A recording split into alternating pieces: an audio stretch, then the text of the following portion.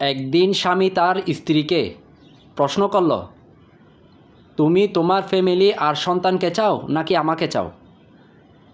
তখন স্ত্রী তার স্বামীর প্রশ্নের জবাবে উত্তর দিল, আমার বাবা মা মারা গেলে তাদের বাড়ি আর যাওয়া হবে না, এবং আমার সন্তানরা বড় হলে তারা আমাকে আর চিনবে না। কিন্তু তুমি আমার স্বামী, তুমি আমাকে কখনো ভুলে যাবে না, আমাকে কখনো ফেলে দেবে না, আমাকে সারা জীবন ভালোবাসবে এবং আমার বিশ্বাস মৃত্যুর আগ পর্যন্ত আমার পাশে থাকবে। প্রতিটা স্ত্রীর কাছে স্বামী তার সব কিছু। তাই আসুন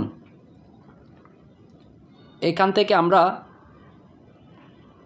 আমরা কী শিখতে পেরেছি?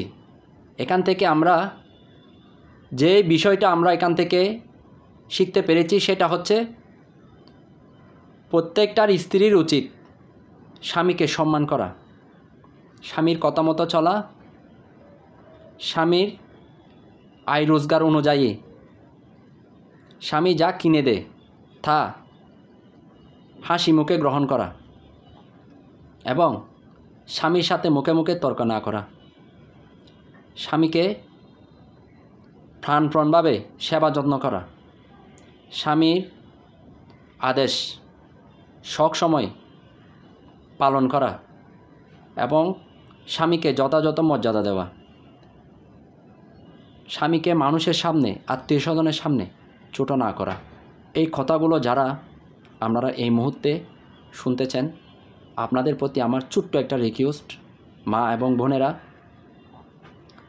আপনারা স্বামীকে বেশি বেশি করে ভালোবাসবেন, স্বামীকে বেশি বেশি করে সেবা যত্ন করবেন, স্বামীর প্রতিটা কথার মূল্য দিবেন, স্বামীর সাথে কখনো মুখে মুখে তর্ক করবেন না।